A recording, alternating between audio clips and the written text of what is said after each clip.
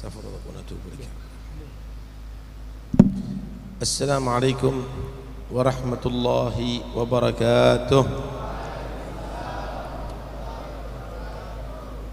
Bismillah walhamdulillah wassalatu wassalamu ala rasulillah Sayyidina Maulana Muhammad bin Abdullah wa ala alihi wa sahbihi wa man wala, amma ba'd. Yang kita hormati bersama segenap keluarga almarhum ila rahmatillahil hayyul qayyum akhina Al-Habib Hasan bin Ja'far As-Segaf, putra-putra beliau Sayyid Al-Habib Attas wa ikhwanih Ali wa Abdul Qadir dan yang lainnya. Mudah-mudahan Allah berikan panjang umur, sehat dan afiat. Allah berikan kekuatan bisa meneruskan majlis-majlis almarhum, dan mudah-mudahan insyaallah Allah berikan ilmu yang manfaat dunia sampai akhirat. Begitu juga saudara-saudara almarhum, keluarga istri almarhum, segenap para tokoh baik dari habaib maupun daripada kiai yang saya hormati, pejabat pemerintah yang juga hadir ada di sini yang saya hormati, hadirin dan hadirat yang dirahmati Allah Subhanahu wa taala. Kalau Anda kepingin tahu nilai seseorang, maka lihatlah apa yang ditinggalkan setelah wafatnya. Kalau yang ditinggalkan itu adalah alat-alat musik, organ, gitar, berarti yang mati adalah ahli musik. Kalau yang ditinggalkan itu adalah sepatu sepak bola, sepatu olahraga, bola, kaos, maka berarti yang mati gemar bersepak bola.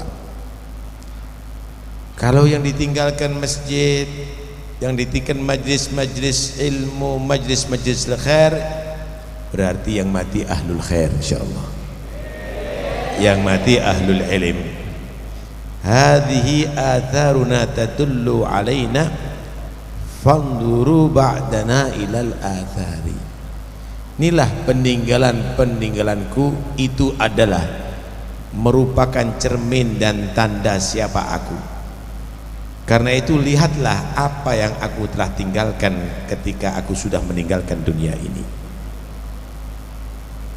Hadirin sekalian dirahmati oleh Allah Subhanahu wa taala, hidup di atas dunia ini dua hal yang paling penting sebelum mati, saudara. Kalau mati pasti, nggak ada yang luput daripada kematian. Siapa sih yang nggak mati? Para nabi mati kan? Yang paling Allah cintai Nabi Muhammad juga meninggal, saudara. Innaka mayyitun wa innahum mayyitun afa imitta fahumul khalidun. Raja-raja dulu juga mati.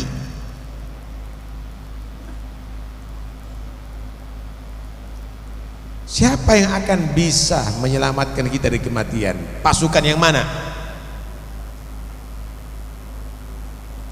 Senjata apa? Benteng apa yang bisa melindungi kita daripada al-maut, kematian? Gak bisa. Aina ma takunu yudrikumul mautu walau kuntum fi burujim musyayyadah. Dimanapun kamu berada, pasti kamu akan dijemput dengan al-maut, kematian, sekalipun dalam benteng yang menjulang tinggi, saudara. Tapi sebelum mati itu ada dua hal yang paling penting. Pertama, sangu, bekal kita.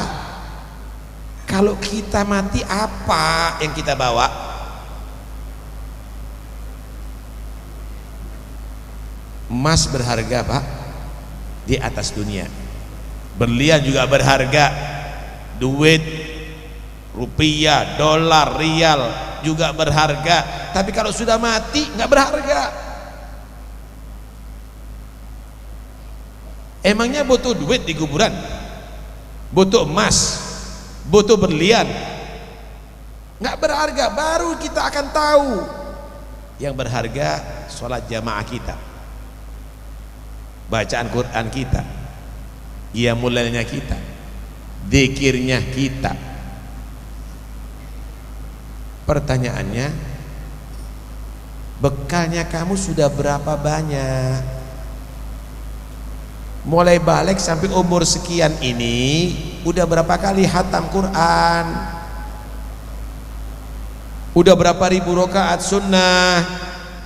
Lebih banyak mana maksiat dengan taatnya? Lebih banyak mana dosa dan pahalanya? Lebih banyak mana lupa atau ingatnya kepada Allah?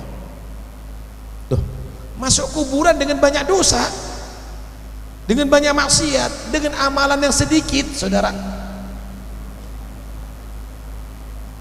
Karena itu watazawwadu fa inna khairaz zadi taqwa wattaquni ya ulil albab. Berbekal. Karena sebaik-baik bekal itu adalah takwa. Orang yang umroh, orang yang haji itu berbekal dengan yang cukup. Padahal untuk perjalanan 40 hari.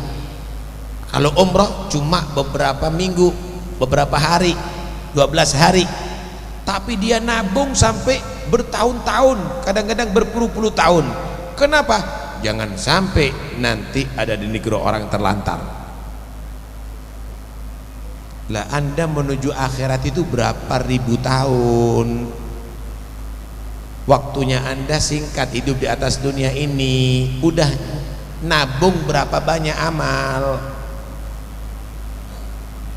Kalau Anda khawatir terlantar ada di Mekah, ada di Madinah, di negeri orang, apa Anda nggak khawatir terlantar di alam barzakh? Ada di mahsyar. Jangan main-main Pak hidup di atas dunia ini. Al-amru jid, urusannya serius hidup di atas dunia ini. Karena kehidupan Anda di atas dunia akan dibalas setelah Anda keluar daripada dunia.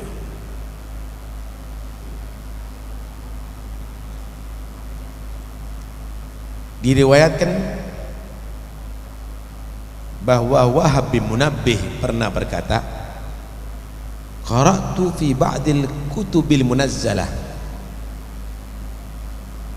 anna malakan yunadi minas sama'ir rabi'ah kulla sabah wa masa.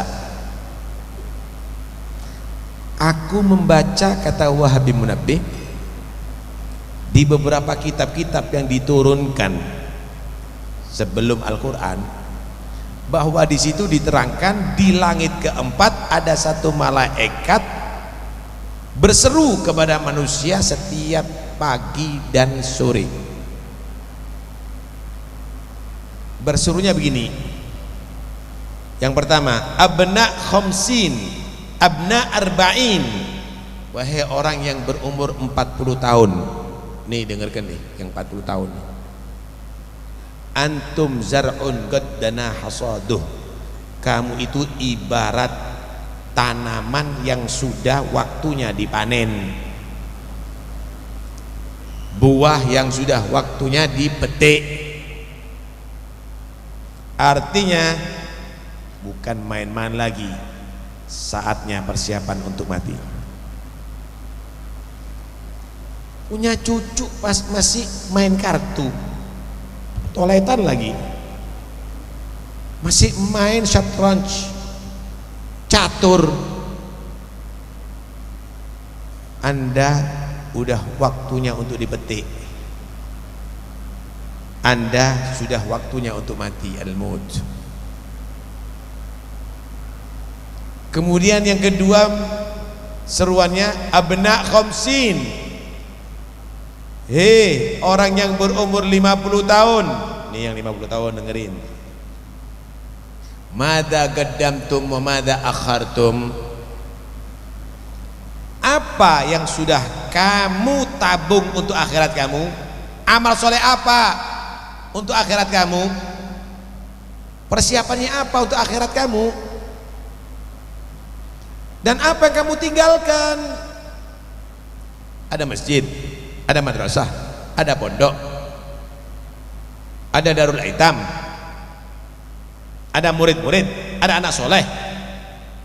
Apa yang kamu tinggalkan?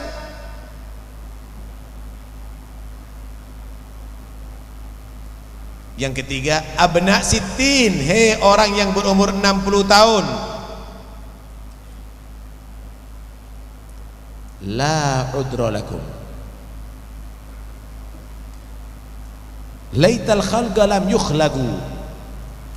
Wa idza khuliqu alimu limadza khuliqu. La udra lakum, khudu hidrakum.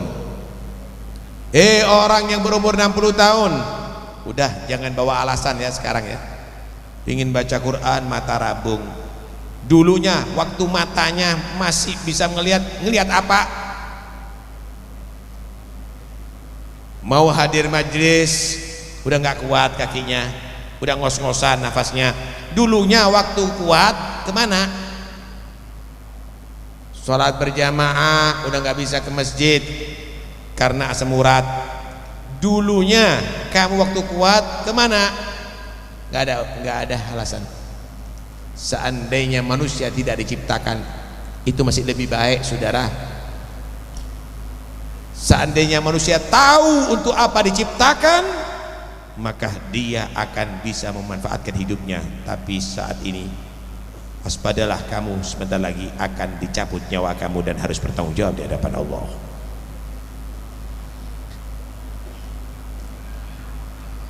Jangan tertipu Pak, hidup di atas dunia ini jangan tertipu.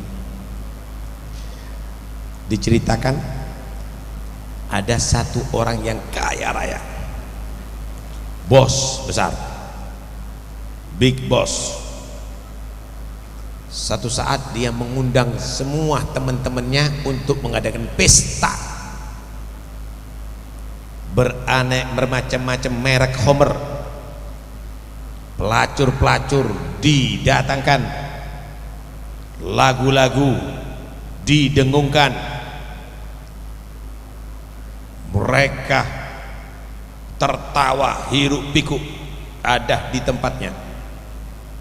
Saat itu dia panggil bodyguard untuk menjaga, jangan sampai acara kita ada mengganggu, pesta kita jangan sampai ada yang mengganggu.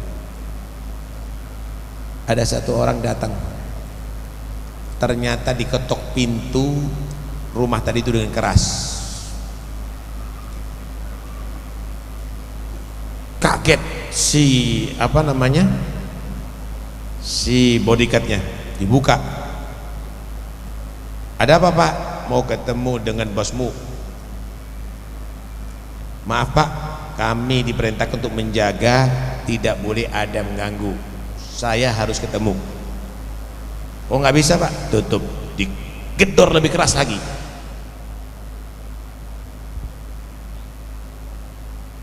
Berubah dengan mata yang melotot gitu. Saya harus ketemu. Takut nih bodyguard. Saya lapor dulu, sampaikan saya harus ketemu. Emangnya Bapak siapa? Saya Israel. Langsung lemas. Bodyguard yang gede-gede itu langsung lemas.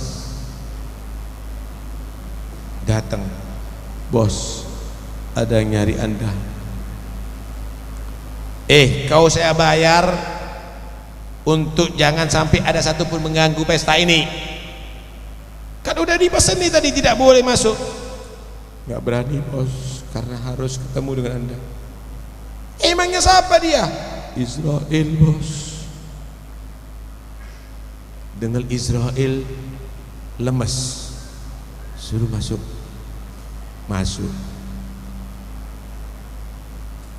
Anda perlu dengan siapa? Kamu. Untuk Abah mencabut nyawa kamu. Berubah majelis yang asalnya riang, hiruk pikuk sunyi, tegang. Baru di situ dia berkata, teman-temanku, kau selalu memanggil aku bos, kamu menyatakan siap akan belai loyal kepada aku, satupun kamu tidak akan bisa menolong aku sekarang. Dunia semuanya yang aku miliki, yang aku cintai, yang aku hitung setiap saatnya, apa manfaatnya kamu semuanya ini? Maka dicabut nyawanya, dia jatuh. Ternyata dia tidak lebihnya seperti batang kayu yang tidak bisa bergerak apapun, saudara. Karena itu, wala taghurrannakumul hayatud dunya wala yaghurrannakum billahil gharur. Jangan tertipu kehidupan di atas dunia ini, saudara. Berbekallah untuk akhirat Anda. Yang kedua yang harus diperhatikan sebelum mati, didik anak-anak Anda untuk menjadi anak yang soleh, anak yang manfaat, mendoakan Anda setelah Anda mati, bukan hanya berebut harta warisan Anda. Saudara, anak ini milik kita yang sejatinya. Rumah yang kita bangun kalau kita mati, rumah orang lain. Sertifikat akan berubah nama, kendaraan akan menjadi kendaraan orang lain, pakaian yang melekat di tubuh kita akan menjadi pakaian orang lain, saudara. Yang cinta sama istrinya yang cantik, kalau mati mungkin menjadi istri orang lain. Yang cinta sama suaminya, kalau mati mungkin belum 7 hari udah cari pasangan yang lain. Tapi kalau anak, nggak mungkin akan menjadi anak orang lain. Karena itu yang serius untuk anak, jangan hanya toko aja yang diseriusin, jangan hanya pekerjaan aja. Didik anak kamu menjadi anak yang soleh. Ni'amul ilahi 'alal ibadi katsiratun wa ajalluhunna salahul auladi. Nikmat Allah yang Allah berikan kepada manusia itu banyak sekali. Termasuk nikmat yang paling besar adalah mempunyai anak-anak yang soleh, saudara.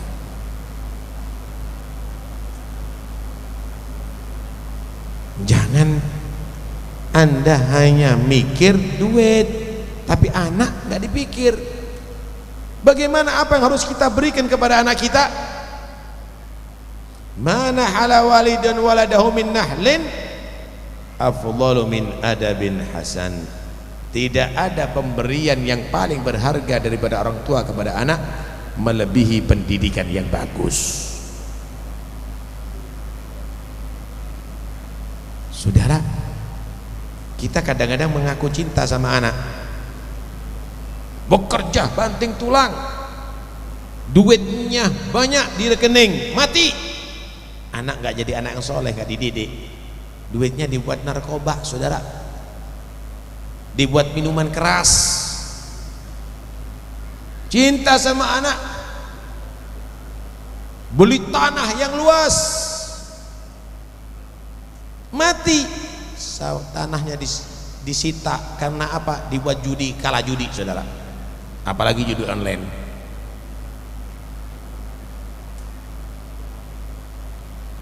Karena itu jangan lupa, yang harus kita berikan kepada anak kita adalah paling utamanya adalah pendidikan yang baik untuk membentuk anak kita menjadi anak yang soleh. Insyaallah. Diceritakan ada satu keluarga, bapak dan ibu ini beruntung sekali mempunyai anak yang soleh.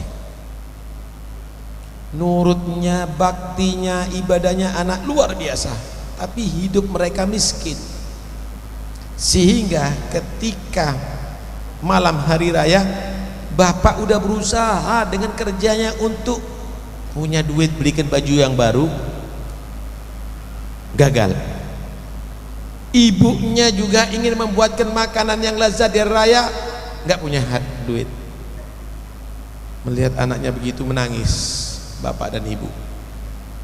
Di hari raya menangis bapak dan ibu melihat anaknya, ya Allah, nggak ganti baju, nggak dibuatkan makanan yang lezat.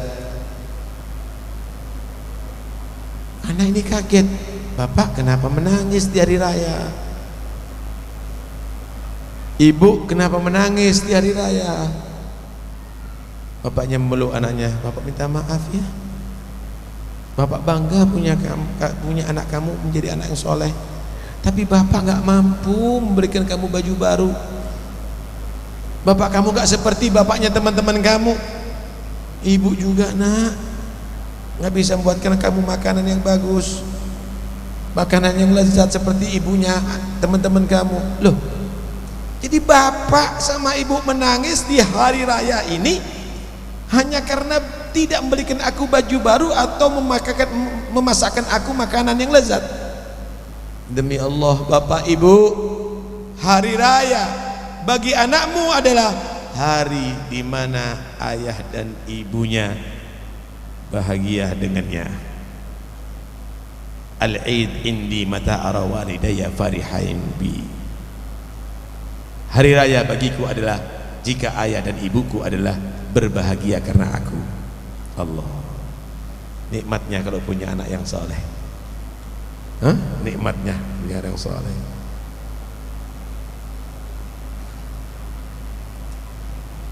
Dikatakan, Masya Allah, tabarakallah, Habib Ali Al-Habsyi ini, Habib Ali Al-Habsyi yang kita baca maulidnya ini, dia punya ibu.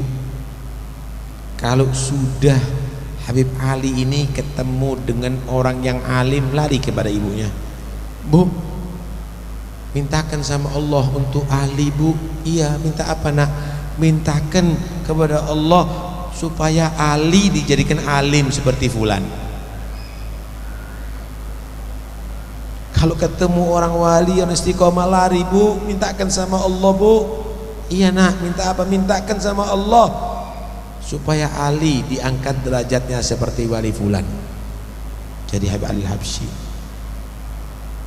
Kalau anaknya kita nggak gitu kan, minta es kirim, minta pakaian Batman, Superman. Lihat bagaimana mereka, Masya Allah, tabarakallah. Ini Habib Hasan bin Ja'far, ini berkat ibunya nih. Berkat ibunya akhirnya membuatkan hall, kan manfaat Pak. Kalau kita lihat mungkin kehidupannya dulu nggak begini Habib Ja'far, karena berkat ibunya bakti dilancarkan, diterima sama hati masyarakat, dan akhirnya rezekinya lancar. Ya bangun masjid, ya bangun pondok, yang ngadakan majelis dan seterusnya, berkat bakti kepada orang tua.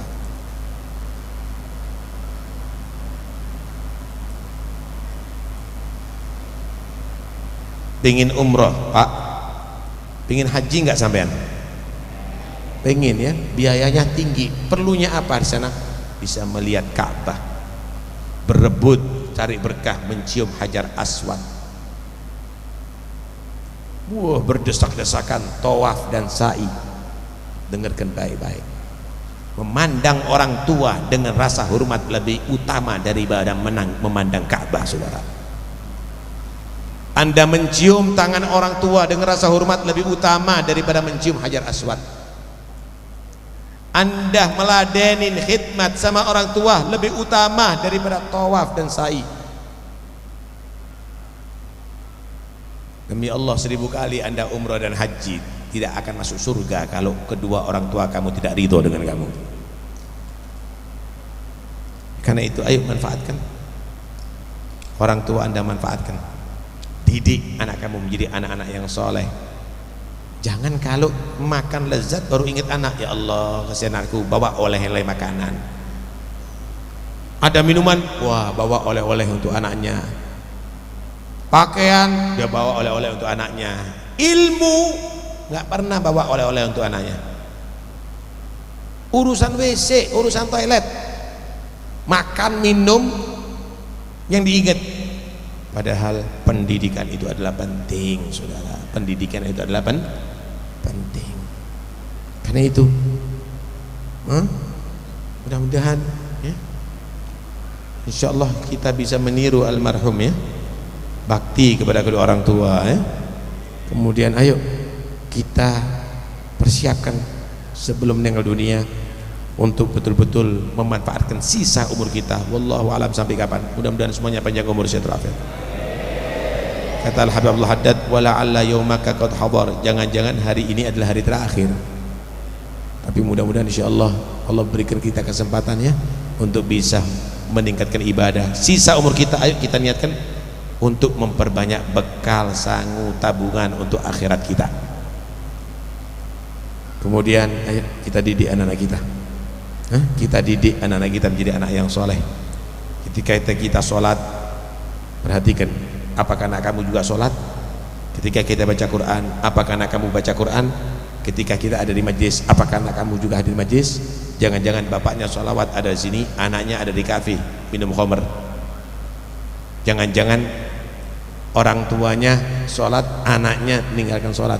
Karena itu ayo kita perhatikan anak-anak kita, dan kita selalu mohonkan kepada Allah, mudah-mudahan mereka menjadi anak-anak yang salihin.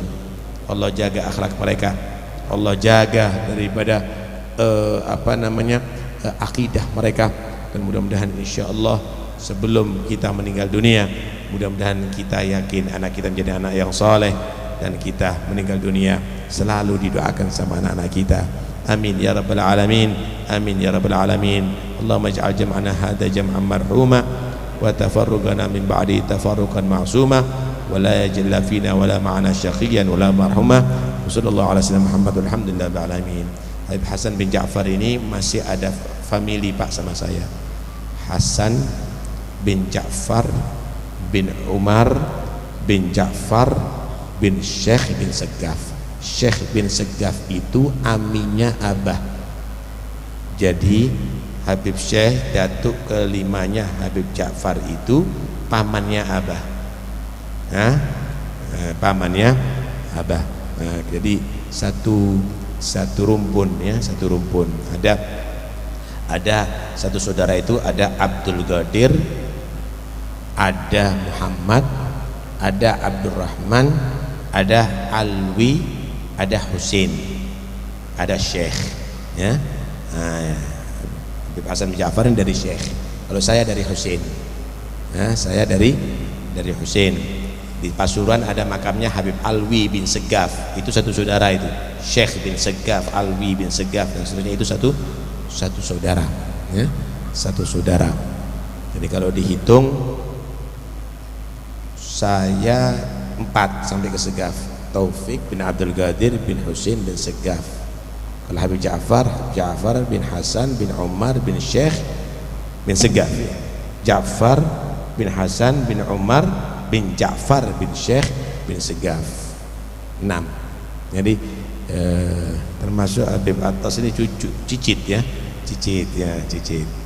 Jadi masih family Pak, ya, masih family. Mudah-mudahan insyaallah kita akan selalu silaturahim ada di sini. Alhamdulillah, mudah-mudahan insyaallah terus kita bersambung menjadi anak cucu yang bisa dibanggakan oleh orang-orang tua kita. Wassallallahu alaihi wasallam Muhammad alhamdulillah rabbil alamin. Wassalamualaikum warahmatullahi wabarakatuh.